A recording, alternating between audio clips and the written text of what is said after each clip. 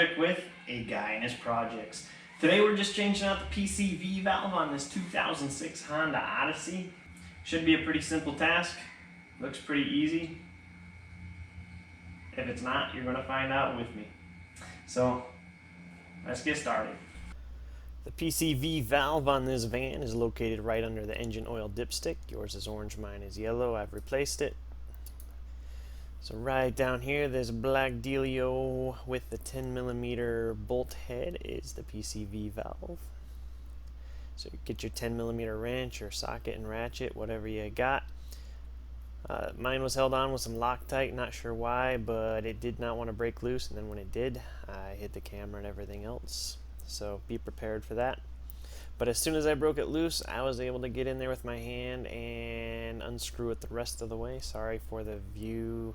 It's kind of cramped in there for both a camera and a hand, but you get the idea. Take the bolt out. Then this next part, be very careful. I expected a lot more resistance, but I practically just barely pushed on the valve, and you will see that it went for a ride down to the ground. So be prepared for that. Like I said, I barely put pressure on there and it just flew out. Boom. Yeah, that was fun.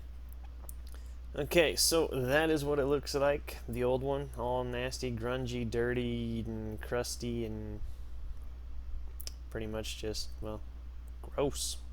The new one is this Intermotor V384 or V19184. Not sure which one's the actual part number, but unpackage it, pull it out, and compare it to your old one. Make sure it has the same number of holes in the same locations. Grab some engine oil to lube the O-rings before you put it back in. This will just keep them from dry rotting and cracking or getting caught when you put it back in and scarring it all. As far as going back in, I feel like there's several ways to put it in and there's only one right way. You should not have to force it. When you find the right angle, it will just slide right in just like it came out, smooth as butter. So don't force it, don't break it. Feel around, get the groove, make it feel good. You know what I'm saying? All right, once it goes back in there, it should stay without you having to hold it. Grab your bolt, throw it back in. Again, don't cross thread it. It should thread in just as easy as it came out. Go ahead and screw her back in with your hand. I was able to get her all the way in, and then I just used the wrench just to tighten it up just a tidbit. Now, if it was bad and you just replaced this yourself, you just saved yourself some money. Just give yourself a pat on the back and have a beer, milk, soda, coffee, whatever. Congratulations. Alright, and that's it, guys. Super simple, super fast, super easy, super cheap, which is even better. If you were to take your van in to get that change, it'd be, I don't know, I'm going to guess anywhere between 50 and 100 bucks.